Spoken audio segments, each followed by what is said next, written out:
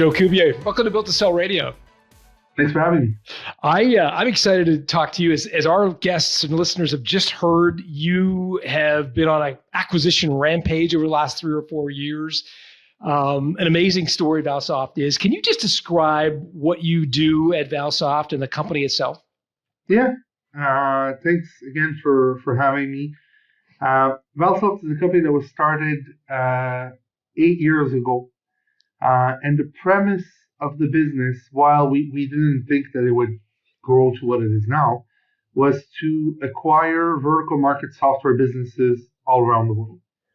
Through some investments, some research, a lot of research, and some experience in different areas of entrepreneurship, we kind of lucked into and fell into what we call vertical market software businesses, which are software businesses that are very niche, very narrow in scope, but extremely important in their customers' lives. They're usually built by entrepreneurs that have scrapped together a product from their basement and eventually sold it to a friend, and then 2 friends, and then 7, and then they've built those kind of mini conglomerates in verticals that are too small for large companies to care about, but too important to the customers for them not to be incredibly resilient. And we basically got into the business because we found that there's a lot of those businesses, and very, very, very few of them have an exit strategy. How big a company are we talking here, Joe? Like size, revenue, what would they be? Yeah. So a vertical market software business could be as small as like $500,000 or even less than that. But the ones that we care about have revenues of somewhere between 3 and 100 million in revenue. And the reason we discriminate is not that, the other ones aren't good, is that like if you're going to spend the time to due diligence a company and acquire it and spend the time to get to know it and all that, you want a base of revenue that's big enough to justify that kind of investment from us. So that's typically what we look for. Speaking of the money side, my understanding is Valsoft started when 2 Montreal-based entrepreneurs kind of cashed out and had some money and built it. And obviously it took some different turns along the way. Viking Global came in as a minority owner, investor. Describe who Viking Global is, and then I'd be curious to know, you've been there since 2015. How did Viking Global's investment change the culture, change the overall sort of ethos of the company? It's a good question. So I'll start by talking about Sam and Steph, the 2 founders of the business. Entrepreneurs since the age of like 13. Got to know each other in school. When they graduated, they started a few businesses. And ultimately, they sold the business and went their separate way. And then a couple of weeks into the life of an early retiree, they were like, "This is horrible. We need to get back together." Yeah. They went back together, put the money together, and that the investment company that started Valsoft is their investment company. And now we have more partners, including myself and so on and so forth. But the DNA of the firm, the DNA of Valsoft, starts and ends with Sam and Steph. Did you get any sense of how much of their net worth they put into it? 100%. 100% of their net worth they put into it. They're all in. All in. We don't know of any other way. 100% of my net worth is into it. Really? Yeah. Wow. So the DNA starts from there, right? And the DNA is the DNA of entrepreneurship first and foremost, of value investing second. There's been an immense amount of work that's been done to understand why vertical market software businesses are a good investment, right? It's not by coincidence that that's what we do. And then, we are Montreal based and pretty, scrappy, and like we'll roll up our sleeves. And earlier this morning, I was talking to a business at 6 a.m. in France because it's an investment that we made last year that's not doing as well as I'd want to. And, I'm responsible for that investment. So while I probably have a million things to do, it's important for me to make sure that that investment pans out. So I'll get my hands dirty, and everyone here will get their hands dirty. So that is the DNA of the firm. And the Viking Global investment, which happened a little bit over 2 years ago, changed nothing. When we were looking for that investment, I led those efforts internally, and on purpose, we did it kind of as an internal process. Our number one criteria was to find as close to our DNA as possible, and we rejected many other investors. We said no to better valuations because of the risk of changing the DNA. And I'm not going to speak for Viking; they could speak their own, but like they've been incredible partners to us, mostly because there is complete alignment in what we're doing, and they've been incredibly supportive. So I'm very happy to say that it changed nothing at all. Fantastic. So let's get back to the actual deal that you look at. And as I have you do this, we have people in all different industries, right? We do have some software listeners. We've got people who run car dealerships and veterinary clinics and graphic design studios and everything out under the sun. So most acquirers will have some set of criteria they look for. And so I'm asking Joe to share his criteria so that you can get a sense of the level of detail one would go to in putting together some criteria. But know that in your industry, obviously, it would be different than Joe's. But Joe, for you at Valsoft, what is your criteria? You mentioned 3 to 100 million in revenue, industry vertical software. What else do you look for? What other attributes are important? The most important criteria that we look for is the mission criticality of the software to its customers. Now, mission criticality means that the software is very important for the customer's day-to-day operation. And the way that a software can be important to your day-to-day operation is because it's a very good product and because your customer service is good, right? So the majority of our time spent on due diligence is understanding how important the product is and how important the team is to the customer. How would you do that, Joe? How would you evaluate, like, objectively the mission criticality of a piece of software? The most important way, there's basically just two ways to do it. There's a financial way or a mathematical way to do it, which is to calculate churn. So if 20% of your customers leave you every year, in the software world, that means it's probably not that mission critical because 1 out of 5 people take the time and spend the money to leave you. If you lose 3% of your customers per year, it's probably extremely mission critical because, something can happen that you lose a customer, but if it's only 3%, it means that it's very mission critical. The second and less mathematical way to do it, which is probably as important, if not more important, is to speak to the customers and understand what their interaction with the company is, right? And you have to ask questions that can get you to that answer, which is like, okay, so at the end of the day, what's your relationship with that company? Like, you may like them or hurt them or hate them, but like, why?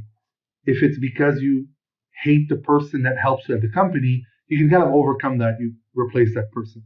But if you hate everything about the product, or if you hate everything about the way customer service is thought about or whatnot, then that's a lot harder.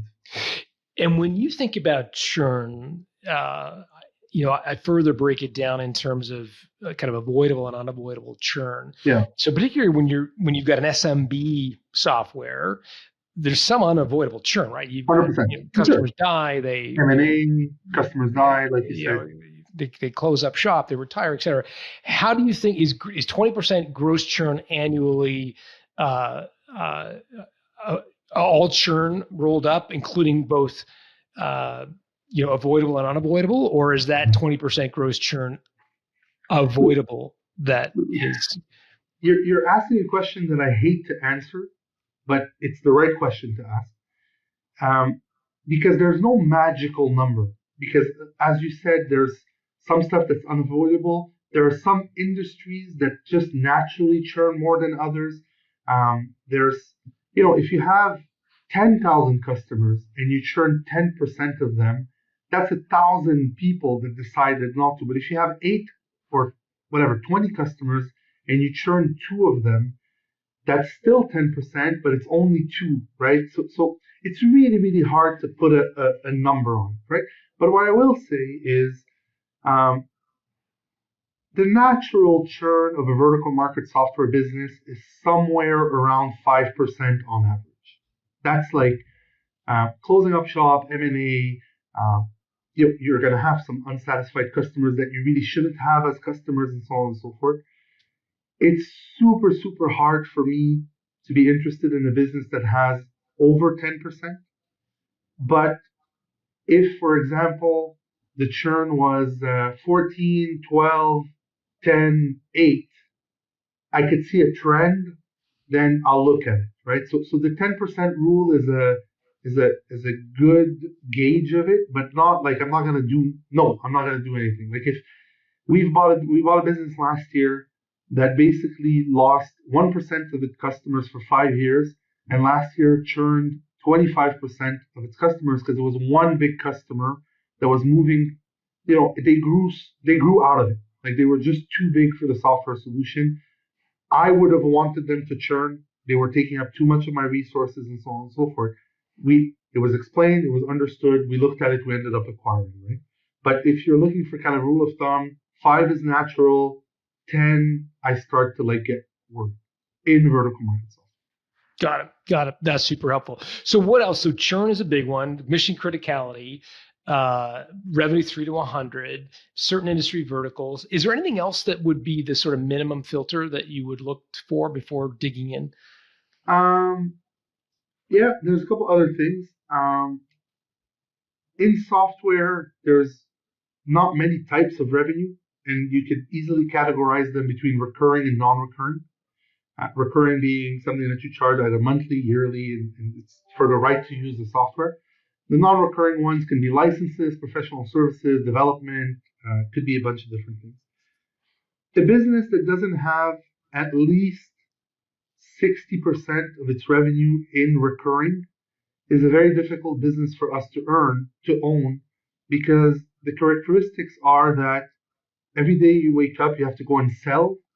And whatever you sell, you need extremely competent people to execute on it, or else you're going to have a pissed off customer, right? So we don't mind non-recurring revenue, and we've acquired businesses that have less than that. But in an ideal world, the most amount of your revenue that's recurring, the easier it is for us to acquire, the easier it is for us to reinvest in the product, and so on and so forth. You have to worry less about where your revenue comes from. Um, the quality of your team is exceptionally important. It's not a disqualifier in the sense that like we won't buy the business if the quality of your team isn't exceptional, but it can affect valuation because it could mean that we have a lot more work to do to get it, to keep it as it is, or to get it to better states. So those would be the ones that come to mind. How do you think about valuation? Because I'm hearing industry vertical software, 3 to 100 million in revenue, solid management team, churn less than 10% annually. Like that's a pretty attractive business that's going to attract a lot of acquirers. How do you think about valuation? Um, it is a very attractive business. It's going to attract a lot of people. But our philosophy, being value investors, is that like we want the best businesses, right? We want to pay a fair price for the best businesses. And those businesses, the way we think about them is a multiple of revenue, not a multiple of EBITDA or any sort of profits, because software businesses in general, you have the option to be profitable or not. John may think that it's a very good idea to reinvest in order to grow and run the business not profitably for 3 years, and you may be right, and that may be the right thing to do. And for the same business, I may think that let me just milk it for its cash flow and so on and so forth. So because profitability is an option in software that like is pretty dependent on the life cycle and the owner and so on and so forth, we tend to look at it more as a multiple of revenue, and more specifically as a multiple of recurring revenue. And it's very tough for me to answer this question because depending on the quality of the business, the amount of work that needs to be done, and the amount of investments that we need to make in the business once we've acquired it, the state at which the product is, the number of customers it has, the jurisdiction that it's in, it could be a multiple of, a fraction of the multiple of the revenue, or it could be a multiple of 2 to 3 times the revenue. It really depends. And for some people, that may represent 50 times the earnings. Ultimately, what we care about is what multiple of revenue and earnings are we paying 2, 3, 4, 5 years down the line once we've optimized the business. Okay, so I want to get to the optimization piece in a moment because I think that's important for our listeners to understand. But before you do, let's just talk about how a typical deal would be structured. So let's say you find a vertical market software that, I'm just going to make these numbers up, they're doing $5 million in revenue, churn's less than 10%. You pay, well, should we say 2 times for the sake of this hypothetical? Yeah. Sure. Okay. So the total kind of value you place on the business is $10 million. What percentage of the business are you acquiring? And I know every deal is obviously going to be a little different based on what's going on, but if you could kind of give me like a general scaffolding for a typical deal, Yep. If it's a $10 million company, what percentage are you buying? What percentage are you asking the owners to roll is kind of my first question. So we've done 95 deals, and we've acquired 100% of the business 95 times. Right? Okay.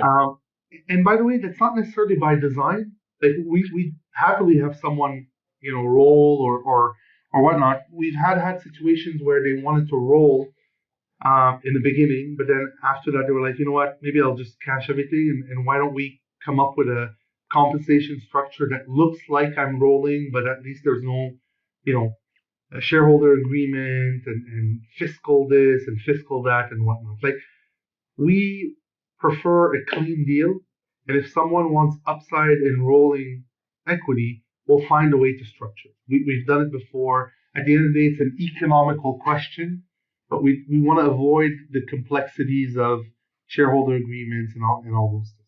So you buy 100% of the company outright. How do you ensure a successful transition between the owners or the owner and you guys?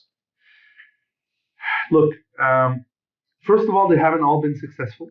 It's not fair to think that it will always be. A transaction like buying someone's business comes with risk. There's no way to avoid it, right? The best way to minimize that risk is to be extremely transparent with what you expect in terms of transition, what you would like in terms of transition, and hopefully have the same level of transparency from the seller, right? So if you buy a business from someone who is selling you the business because they want to retire as soon as possible, and you structure the transition plan as a 3-year transition plan and make that person extremely mission critical to that transition plan, it's never going to work. Like, that's not what they're selling the business for, right? So you got to understand why they're selling you the business, and then structure the transition plan in accordance to that, right? And if the reason they're selling you the business doesn't match with the transition plan that's required, then it's probably a deal that everyone should walk away from. Like, these things need to be aligned for it to be successful. So again, I'm sure every deal is different, but what would a typical transition plan look like? Like, would it be an earnout or a year, or what? How do you structure it? There's about a third of the sellers that we encounter that sell us the business with the intention to do a super, super quick transition. So one of the reasons for selling us the business is we would like to minimize the transition period.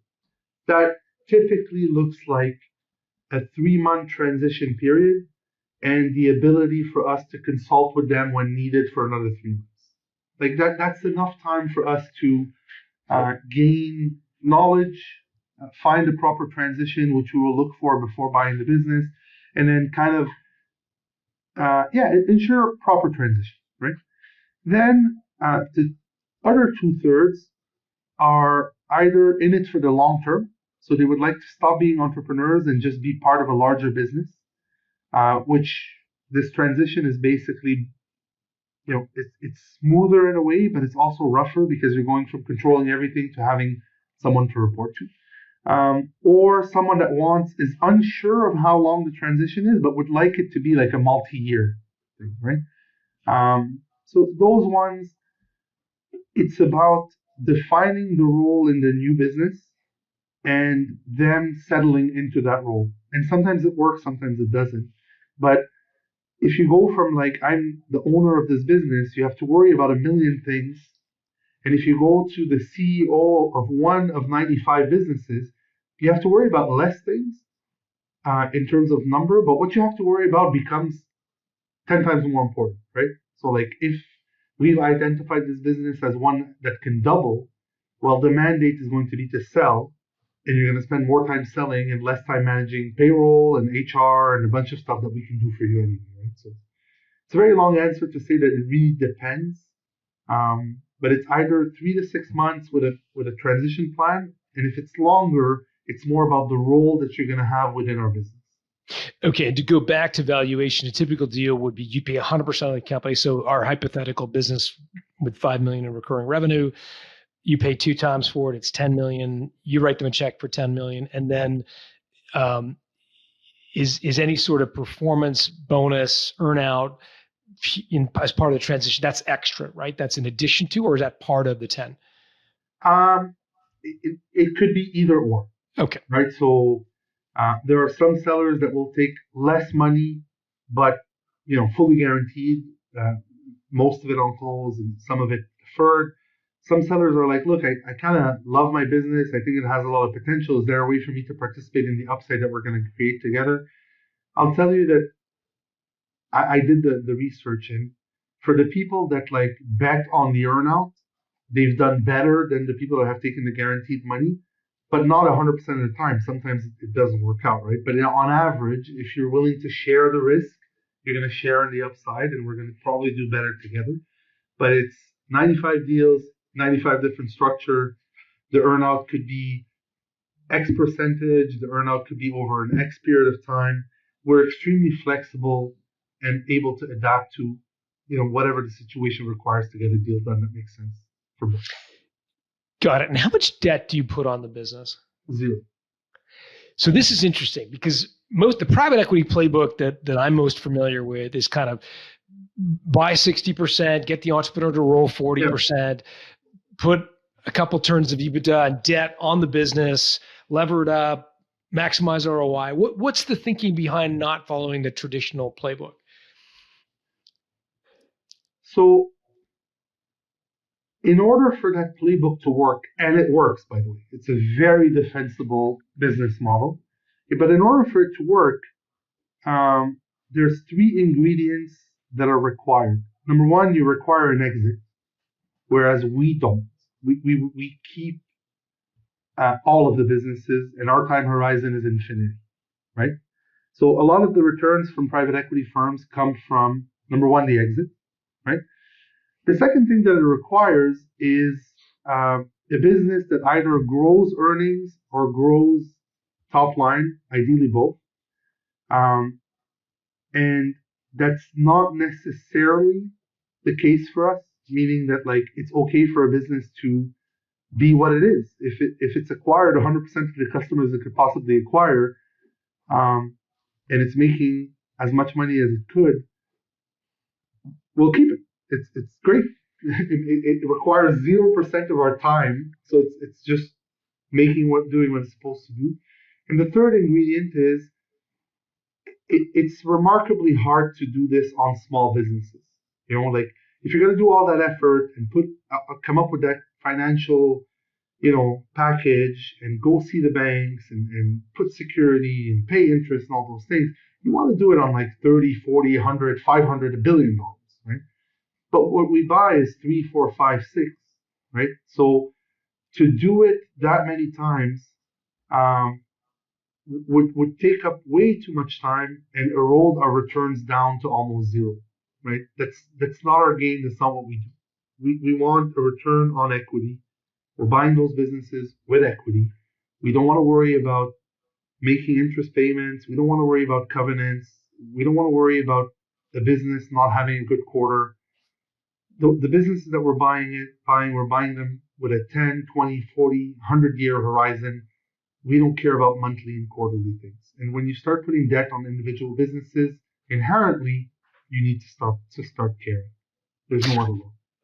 It's a fundamentally different model, which is I'm so glad that we had this conversation, because I have fallen into the trap. I've heard it so many times that I've fallen into the trap that the kind of private equity playbook is so similar. But what I'm hearing this is a different business and a different business model, especially with the whole period of infinity.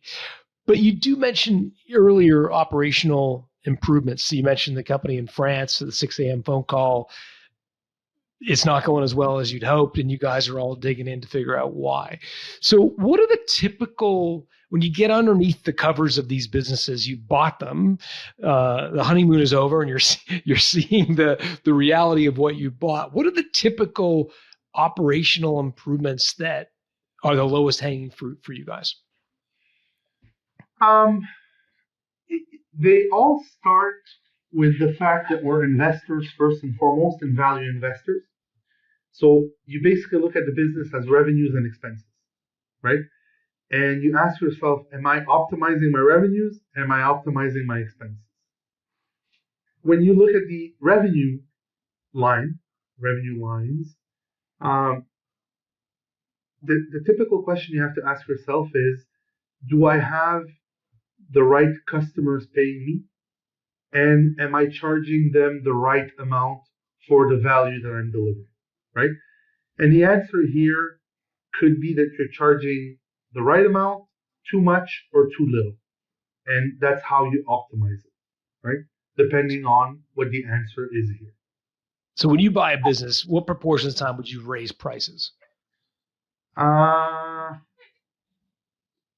It's a high percentage, but never, ever without delivering way more in terms of value. So we'll never go see a customer and be like, this is us before acquisition, after it's 10% more. If we're going to charge 10% more, 20% more, 5% more, depending on what it is, it's going to be in exchange for something that has a tremendous amount of value for the customer, more than what we're increasing prices by. This could be a different way to support them. This could be a different product. This could be in additional services. This could be in additional modules. I don't know how it could be. It really depends case by case, but it's never just arbitrary. But there is that playbook for sure, because a lot of entrepreneurs, I mean, what I'm piecing together here is like less than 10% gross churn annually. I mean, these are sticky customers, right? The founder stitches an idea together from his or her basement, friends of friends, becomes like the hero in the local tiny little industry vertical. All of his buddies are customers, and he becomes hesitant to raise rates on them because they're like, oh no, but we've been doing business with Jane since 1986. No, I couldn't raise the price on Bob. I went to his kid's wedding. I mean, like there's that kind of mentality among these very small companies where they're part of the fabric of an industry, and it makes it very difficult to get fair price for what they're offering. Again, when you see churn of 2-3% a year, sounds like there's a lot more meat there to go after in terms of pricing. So I'm not surprised that a lot of times there's a price increase. Yeah, but if you raise prices on Bob just because you can, there's a pretty good chance that Bob's going to be upset. But if you raise prices on Bob because you just acquired a business and you have an offshore development center that can modernize the software much quicker, right? Then Bob doesn't see it as a price increase. nor is it a price increase. It's almost like an upsell, right? Which is like, we're not changing who we are, but the product is better, and you should pay me more. Right? Got it. So low hanging fruit. The first number you look at is revenue. Oftentimes, it's like, let's build some more value here into the product, so we could charge more revenue per customer. Yeah. What else? What's the second most common sort of area of low hanging fruit? And then the second part of the P&L is the expenses, and this is where you have to look at the expenses and understand which ones are expenses and which ones are investments, right? So we'll never look at it as you have 8 developers, we need to get to 6, because that's what some random, math formula got us to. We will look at it as, what do the 8 developers do, right? And does it create value or not? Should it be 10 at the expense of higher revenues or a different department? Or should it be 5 because 3 of them are developing a product that just doesn't make sense, right? And this is where your example about Bob and the industry, and I went to the wedding and so on and so forth, I think is more applicable there than it is on the pricing. Because what will end up happening in those businesses, because they're so embedded in the industry and they're so, I went to Bob's wedding and all those things, sometimes Bob will ask for a feature, and that feature is going to take the developer's time for like 6 months and probably 2 of them. And none of the other customers need that feature because Bob's business is like so unique in that industry and so on and so forth. And then you'll be stuck with those developers for that one feature that, like, if you just said no to Bob, his reaction would be, oh, okay, I understand, right? But you don't want to say no to Bob. So you get those 2 developers, and then kind of best case scenario, you develop it and Bob's happy. But worst case scenario, you develop it and Bob's still not really happy, but you still have those developers. And then you find them another feature, and then you're like, you forgot that originally you didn't have those 2 developers. That's more common than the other. I think it's a great example. So good. The kind of feature creep, the little favors that get done along the way, and then you got, of course, you just got to support that feature. You can't deprecate it, so you got to keep, like, it's a great example for sure. I want to talk a little bit about the personalities involved, because the entrepreneurs that I've met and had an opportunity to interview, I mean, it's probably overly simplistic to say that they're oftentimes, they're strong-willed. Maybe some would say egotistical, like they know their business, like they've been doing this for 56 years and like no one's going to tell them what to do. That's the kind of attitude that we get. Now, 2/3 of your transitions are people who want to stay on at least some period of time. What have you learned about stick handling the personalities? Like how do you sort of, what have you learned over the years? You must have learned a ton. Look, fundamentally speaking, that is our business. The personalities. Yeah, because we're an investment company that happens to invest in vertical market software businesses. And we acquire those businesses. We don't start them, right? And a person sells to a person. So in any transaction, in any deal, in any M&A deal, I have to make that person's life better, right? The first thing that I got to do is understand what makes John's life better. Why is he or she looking into selling their business, right? And if I don't understand that, there's no way for me to offer them something that's going to make them sell their business. It's so rare that someone will sell their business to the highest bidder in our industry. Like, it may be that it's the highest bidder, but like, you want the highest bidder that gives you what you want. It could be deal structure. It could be the vision for the business. It could be that you own a business that's similar to mine, so I have confidence that you'll treat my customers the same way. It could be a reference, it could be anything. But like, people sell to people, and if you don't understand that, you'll never get a deal. Okay, that's a good framework and a good sort of structure. But let's get into the more details. Like, can you tell me of a story where you had to go to an owner and tell them to do things differently, raise the price on this customer, stop doing this crazy feature creep stuff, or whatever the thing? Like, how did you handle it to get, I mean, maybe use the guy in France as an example. Like, how do you get someone like that who thinks they know their business, have been doing it for many years, and convince them that you might know something about their business that they don't? Well, the first and most important thing is that it can't be a surprise, right? Like the first time they hear about this can't be 5 months into the transaction, right? Like it's got to be an open discussion about it. And then, like any discussion with any human being, you have to like explain the reasons why you think that's the right thing to do. You also have to be humble enough to not think of it as a sure proof way of doing it. Like it's what you think is best. It may or may not work, but I now own the business, so it's my risk to take. So like it can be that like I'm so sure that this is the right way to do it that like it's probably the right way, but I don't know. And then um, if you're honest about it, if you have data that supports it, if you have experience that supports it, and that still doesn't get it done, then there's no way to do it. Like it has to be one of those discussions. It's like, okay, look, I understand you don't want to contribute to this. It may be that we have to part ways, or it may be that you let me handle this while you handle something else. So uh, forcing someone to do something they don't want to do is the best recipe for disaster.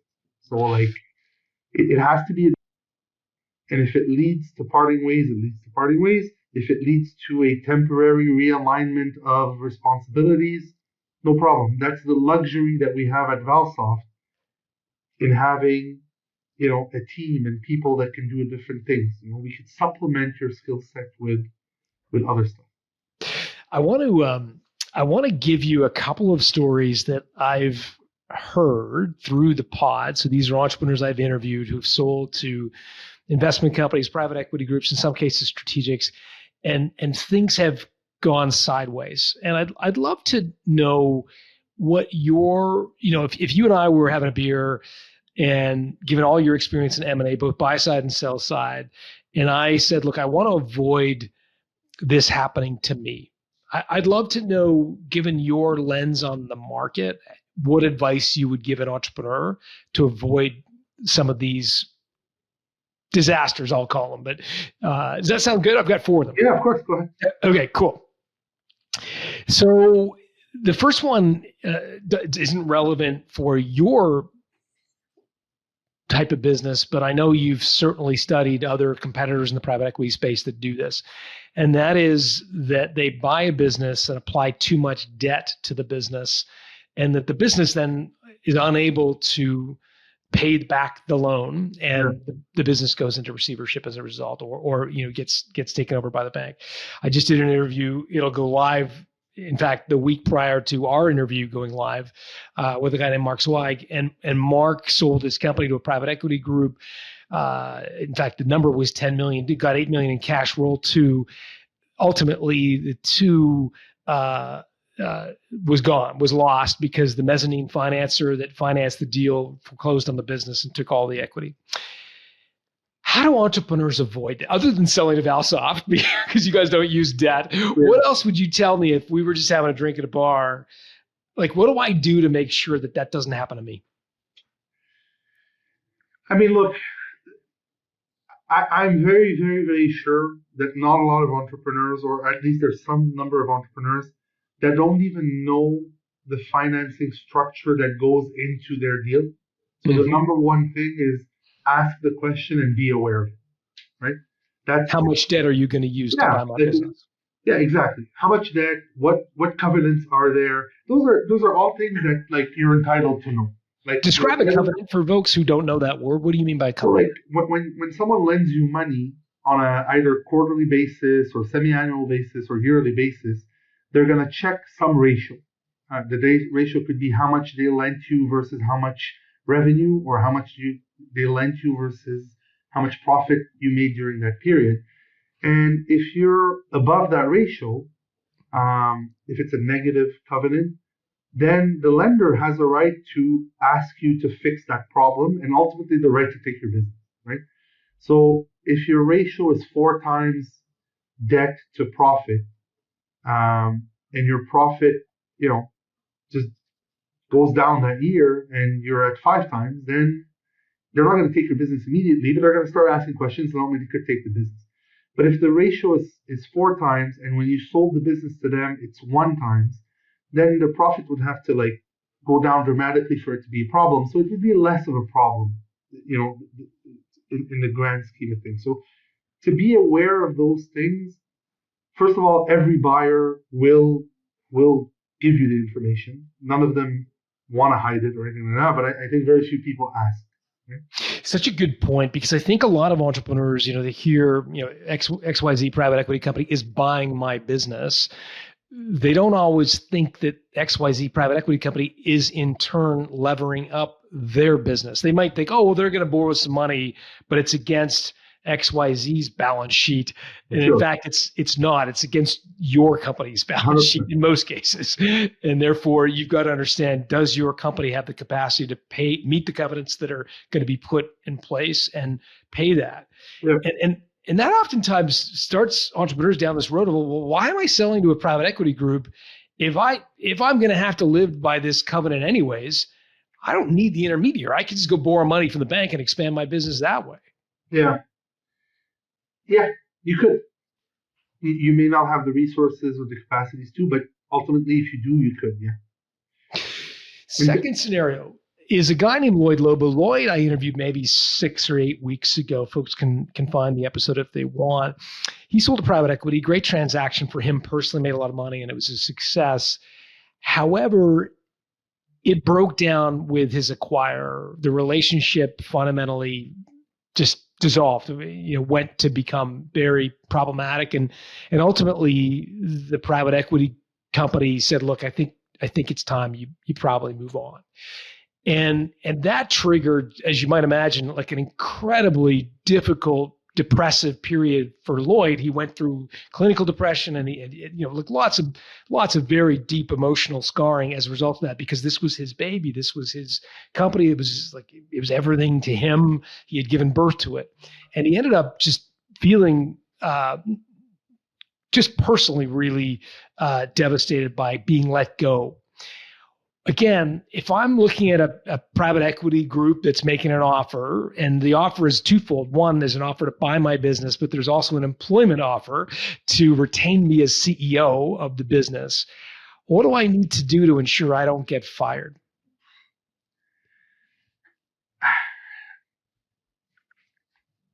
So my wife will find me very crude and very cold-hearted when I say this statement, but it's because I've experienced that many, many times, and I'm able to emotionally detach myself, right? The reality is, when a private equity firm buys your business, or any acquirer buys your business, they're wiring you the funds in exchange for your business and the right to do whatever they want in the business, right? And that's a right that they have that they hope to never exercise. But ultimately, when I'm buying someone's business, it becomes my right to do what I want, and we can negotiate what kind of right I have and whatnot. The best way to ensure that you don't get fired in the scenario that you outlined is to pick the right partner. There's very, very little you can do if you pick the wrong partner at first, right? So if you have a feeling during the transaction that partner is going to fire you, you're probably right, they will, right? But if you decide to take less money from someone that you feel is the right partner, you're less likely to get fired. There's really no other way to fix this. It's the right of the acquirer in most transactions to do that. You can negotiate in there a humongous severance. A private equity firm will only see it as a cost that may or may not be worth it. It may make their life a little bit more difficult. But if you have the right partner, and again, you're not always going to be right, but if you chose them for the right reasons and they chose you for the right reasons, which is really hard to assess when you're dating someone, right? Because you're getting married with them. So this is basically the dating period. Then it's not likely to happen. Third scenario comes from Ryan Moran. Ryan, we interviewed probably 6 months ago. Folks can find it if they're interested. He sold, I'm going by memory, 55% of his equity, rolled 45, and he was in your first bucket. He was like, I am out of here. I'm done. I'm burnt out. I want out of this business. Bring in a CEO. And so he became the 45% shareholder of this company. Private equity group owned 55%. And they sure enough let Ryan go off into the sunset. And yet he rolled, I think, close to 8 figures worth of equity into this deal. And ultimately they brought in a CEO of their choosing, the private equity company's choosing. You know the rest of the story. The CEO wasn't the right person, started making the wrong decisions, and ultimately the business went to zero. Ryan lost the 45% that he rolled in that transaction. And I've seen other examples where the founder negotiates put options, where they can basically have the right to sell their remaining shares at a predetermined price. What advice would you have for an owner who's heard the Ryan Moran story and thinks, oh my gosh, I love the upside of rolling 45%, but I'm really concerned of it going to zero? So if your ultimate goal is to go into the sunset and use my first example, I would say that you have to minimize the amount of roll as much as possible. 45% is way too much if you're looking to exit the business. Right? I would say you try to minimize that as much as possible. You keep it to 5, 10, 15, maybe 20%, but you're not going to be, you don't want to be in the business, and the odds that you find a CEO to be as good as better than you as a founder, it's very low. Or else you would have found that person, right? It's really low. It's true for huge businesses, it's true for small businesses and whatnot. So I would say that's an advice that I would give. As for the put option, it's a very nice mechanism. It achieves what you want, but you introduce another 2 risks there that you have to be aware of. First of all, if you put the rest of your stake to someone who can't buy it, it's worthless. You have counterparty risk there. And then if you're exercising that option, you're either exercising it because the business is going to zero and you're not going to have a motivated person, you're not going to have the right valuation for it. And then if the stake that you're trying to sell is worth so much more than what you're trying to sell for, then you're not going to exercise it, right? So it's already so hard to determine the value of a business today. It's almost impossible to know what it's going to be worth 2 years from now, 3 years from now. It depends on so many things that I find that setting those things in advance is really hard. It could lead to friction and whatnot. I'm sure it works out in some scenarios, but I could see how sometimes it doesn't. I would say if that's what you're aiming for, try to get as much upfront as possible and roll as little as possible. Yeah, 5, 10, 15%, sort of those sort of numbers. Yeah, something where you're look, I want it to work out, it didn't work out, not the end of it. Yeah, great advice. Fourth scenario, Sher Deutchman goes back 4 or 5 years ago, wonderful business, started a Letter to Logic, which was acquired by a private equity group. But before she sold, she had created this profit sharing program for everybody in her company. The profit sharing program was for hourly workers right up to the kind of senior executives. And so she took a portion of the company's profits and she shared it. And in the early days, this was they were getting checks for $12 and $36. Inconsequential amounts of money. But by the time she built the company up, I think she was at 7 or 8 million when she sold. These were material checks, in particular for her hourly workers, right? People who are making $15, $20 an hour were getting checks of like $400 or $500. It's a meaningful amount of money. Private equity company buys the business, and you know the rest of the story. You know, they do the spreadsheet and look down line, 64 on the spreadsheet, and they see profit sharing plan, and they say, well, we can eliminate that. We're a big Wall Street private equity. We don't need a profit sharing program. And they didn't realize that it was this incredibly part of the culture, right? Like every small business has this delicate alchemy that doesn't really make a lot of sense to outsiders, but if you're in the culture and in the milieu, you kind of understand that it's all very delicate, but it works, but it can be broken easily. If you have a culture like that, where people are friends and there's open management in place, and what coaching would you give me about approaching the sale of my company? So first of all, I'll say that in our experience, whenever there's a profit sharing plan in place, it usually leads to incredibly positive outcomes. Like whenever we've bought a business that has that, it has talented people, it retains its talented people, and it's a great business. Like it's phenomenal. We have a profit sharing plan within our businesses, not individually every business, but like in general at Valsoft. And we implement it in the individual businesses that deserve it and that have a track record and that are like, you develop such a good culture.